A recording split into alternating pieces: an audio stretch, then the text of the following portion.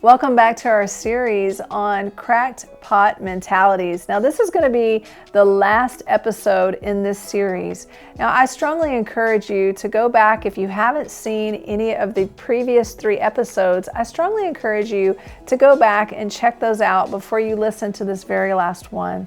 I know this topic can be something that stands on its own, but I would really like for you to be able to get the fullness of everything that God has for you in all of these episodes. We're talking about the things that keep us from being able to experience the fullness of what Jesus has for us in our hearts and in our minds and ultimately in our lives. So today we're going to be talking about the final subject, and that's going to be on the subject of hardness of heart. So all of the things we have touched on this past week or the past few weeks have brought us here. If you've not had a chance, like I said, please go back and check out the last 3 episodes. We have covered the effects of our hearts of undealt disappointments and shame. We've talked about the idea that Jesus didn't leave us as cracked pots, but He made us new again, as it states in 2 Corinthians 5:17. It says, "Therefore, if anyone is in Christ, he is a new creation. Old things have passed away. Behold, all things have become new."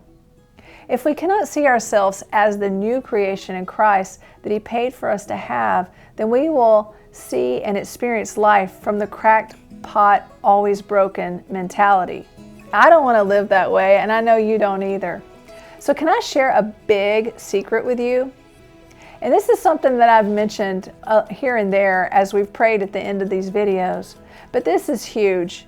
It really takes courage to bring our brokenness to God, to be real and honest about where we are and where we might be stuck. It takes believing in His goodness and His love for us, that He will not turn us away or leave us the same way we came, but to be able to really believe that He does make all things us new. There is a scripture in Romans 8:28 that says, "And we know that for those who love God, all things work together for good." To me, that means when I go through something disappointing or hard, somehow, some way, God will work it for good. I do not know how He does it, but I can attest that everything I have ever been through in my life, He has somehow made it for good. A while back, I went to a Christian event where I was hoping to find some encouragement from some struggles that I was having. When I got there, I realized that instead of enjoying the conference and feeling encouraged, I felt so numb and angry at the same time. It was a combination of so many things, but it really boiled down to one thing. I had taken all my disappointments and my wrong thinking into my own hands about my struggles. I had built a case against God without even realizing it. After all, He was the one that had not fixed me yet, right? Have you ever been hurt by someone and made a decision knowingly or unknowingly to harden your heart? It's a defense mechanism. It is the false sense of feeling safe or being in control. One day, I heard God speak this to me. "Jeannie, you have hardened your heart.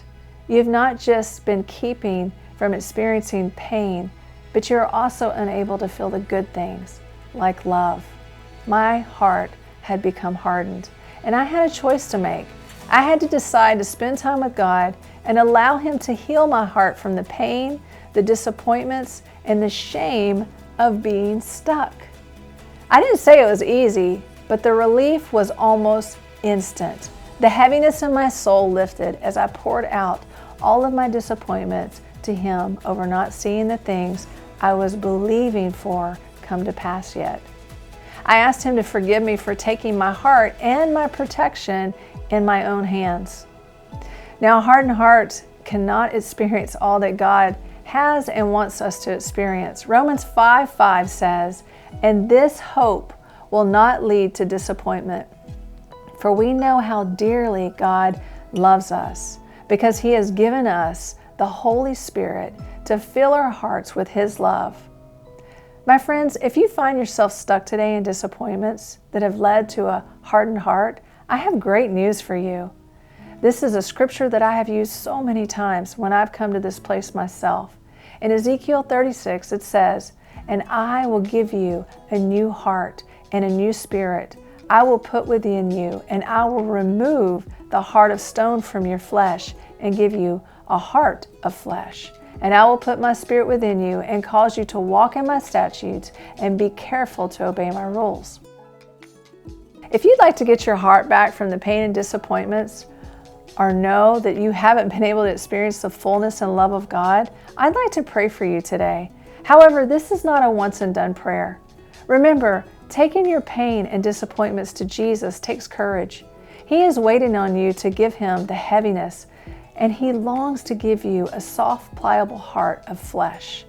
This is one of the most important things that we can have as believers, because it's from our heart that God works and moves in our lives. So let's pray today. If you see yourself like I was in that place where disappointments and shame and heaviness has come and taken over, and you feel like that you're not even experiencing the fullness of everything God has for you because of it, I would like to pray for you today. But I would also, again, like to strongly encourage that you take the time to spend with God and ask Him how you got there, and to be able to give those things to Him so He can work in and through you the way that He longs to.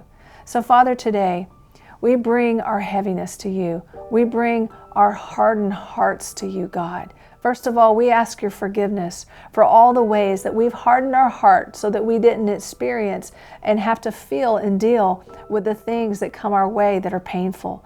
Lord, forgive us for taking our hearts in our own hands and not trusting you that you're good enough to protect us, that you're good enough to be able to heal us and to be able to make all things for good that happen to us in this world.